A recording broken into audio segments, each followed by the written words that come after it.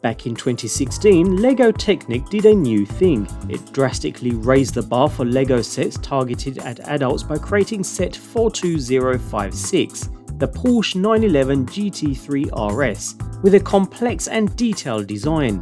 2 years later, the Technic team followed it up with a stunning recreation of one of the world's most expensive vehicles, the 42083 Bugatti Chiron, and like clockwork a further 2 years later in 2020, we got this, the 42115 Lamborghini Sian FKP37, and boy is it a looker.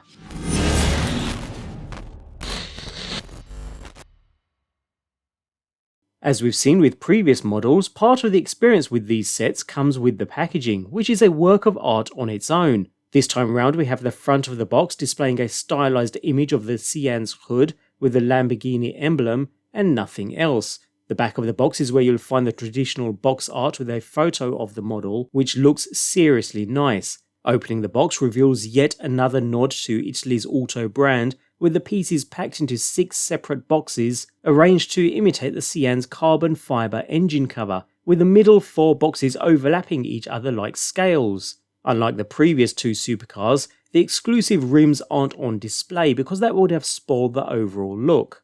The build guide is located beneath the boxes this time round so as to not spoil the unboxing experience, and the 2 manuals are as thick as you'd expect from a set of this size and complexity, and together they span 656 pages. One thing that's missing this time round though is a sticker sheet. That's because this time round, thankfully, all decorated elements are printed directly onto the plastic parts, and there are a lot of them, which we'll see as we progress with the build. As normal, the construction is divided into segments, with each boxed set of parts corresponding to a distinct part of the car. The build begins with the gearbox and rear suspension. The double wishbone suspension will feel familiar to anyone who's built the Bugatti, and that feeling of familiarity will become a common occurrence throughout the model. 4 stiff springs sit atop the assembly to provide the bounce mimicking the rear suspension setup. With the rear suspension laid down, it's set aside for work on the gearbox. In standard fashion for Technic models, the gearbox takes up quite a lot of the car's bulk, and it's impressively detailed. The gearbox is an 8-speed controlled by paddle shifters behind the steering wheel. It's an incredible feat of engineering, but one that doesn't bring much that's new from the previous 2 cars. Nevertheless, you'll want to make sure you get every step right here, as errors are tough to fix later. Following this, the gearbox is then mated to the beginnings of the frame and synced to the rear suspension, and we can really start appreciating the complexity even though we're only halfway into box 1 of 6. Nevertheless, a little further building through to the completion of box 1, and already at this stage the paddle shifters are visible in the lower left and the basis of the vehicle begins to take shape, even though at a raw level just yet. In the second box we move to the engine and front end, including the front suspension setup. Starting with the Sián's monstrous V12 engine, in typical Technic fashion it's built with the piston and cylinder combo introduced in 1990, and which have appeared in more than 75 sets since then. It's a hit of nostalgia every time I build a Technic model using this assembly, but it's also a bit of a letdown that the magnificent V12 engine on this Lamborghini is fundamentally identical. Nevertheless, the engine is then slot into the main chassis where some pins hold it securely in position, after which the front suspension and differential are on the build dock next. It's largely the same as the rear suspension assembly, so nothing majorly new here. The tricky part comes when mating it to the rest of the chassis, where a handful of pins and axles need to align. It takes a minute to get them all correct, but ultimately it's a rather smooth process. The result is something that looks more like an actual vehicle, where both front and rear ends begin to work in sync rather smoothly. Next comes the engine detailing, which consists of a variety of round and macaroni bricks for the complex exhaust, along with all those carbon fibre printed tiles. The twisting pipes are a nice deviation from the beams and gears that have been the bulk of the build so far. Along with this, a bit of framing is added, and although it looks a bit odd for the moment, this all sits beneath the final body panels, so it'll be relatively hidden soon anyways. Otherwise we proceed with bulking up the front end too, a little more on the paddle shifters to add more height, and we get the steering assembly in place at this point too, with the assembly linking down to the front wheels and turning them in either direction quite nicely. Finally, we start building onto the hood as well as the dash area, including some paneling that comes in between the seat areas, as well as the transmission assembly where we can now switch between drive, neutral and reverse. Moving on, the third box contains the parts for the interior details and seats. So starting with the seats, there are a pair of hip-hugging racing buckets with a little printed Lamborghini crest on the headrest, which adds a nice little touch. Along with the seats, we also lay the groundwork for the car's most visible functions, namely the famous scissor doors and the retractable spoiler.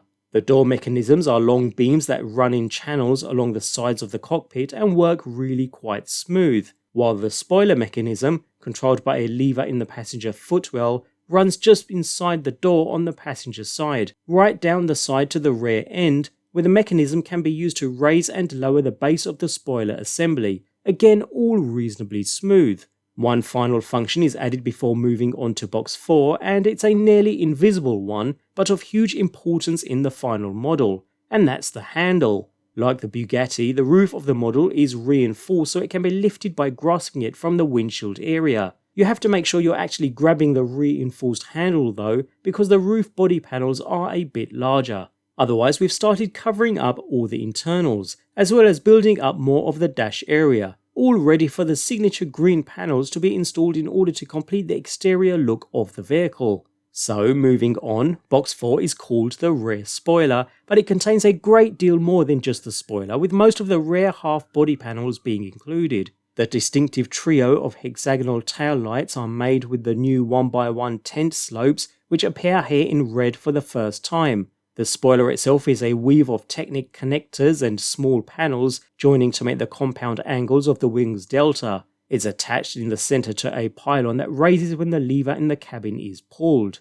The rest of box 4 goes swiftly, with a sizable serving of lime green panels and a few long flexible axles to smooth out the edges. It also includes the car's engine lid, which oddly does not hinge open, but instead slots into place with a pair of long axle pins. To view the engine, the cover must be entirely removed. Each side of the engine cover is festooned with a trio of 2x2 tiles representing the Italian flag. Only the top edge is visible when the lid is in place, and it's a good approximation of the multicolored stripe on the real car. By the end of box 4, the Sián is really taking shape, with the car's sharp edges finally visible. Since box 6 contains just the rims and tyres, that really just leaves one more subsection of parts. Box 5, and after a quick jaunt constructing the splitter, it starts off with a bang. The assemblies for the Sián's crazy 3-bladed headlights are a complex and odd construction, but look nice once complete and in place. The front end is panelled and completed nicely, showing off the sharp edges as well as the curves on the bonnet, which opens of course with a nice firm action, ensuring it stays put and isn't loose enough to fall back down. Finally, the last major element to be added are the doors. What's a Lamborghini without scissor doors after all? Because of their unique opening mechanism, the attachment points on them are a bit untraditional as well, with a long axle that allows them a bit of movement as they open. That just leaves box 6, which only involves popping the tyres on, each with a printed 1x1 round tile bearing the Lamborghini crest. With those installed, we're not quite done since we're left with a smaller handful of pieces remaining from box 5, and these come together to create the matching luggage bag, which fits nicely into the trunk, as well as a neat little display sign. And with that, we're complete. The Lamborghini Sian FKP37 is a beautiful car, and the Lego model of it is similarly magnificent, with a razor profile and sharp lines throughout. The Sián is a marvel of Technic engineering, and it looks great from any angle. The front fascia and rear are both stunning. The thin spoke headlights are prominent on the front, and the satin gold rims add elegance rather than bling. The mechanisms work as well as you'd expect from an expensive set, which is to say flawlessly, and the doors open with a surprisingly swift motion when you press down on a panel just behind and above each seat. One cool detail is that the bottom of the car has several intentional windows for seeing into the intricate gearboxes, which is a great feature. So all in all, a lovely, albeit complex build, resulting in a truly remarkable model with details throughout. While lime green may not be many people's colour choice for this vehicle, it works well here, especially since dark azure and orange were both already taken by the previous two supercars. Together, they make a splendid display.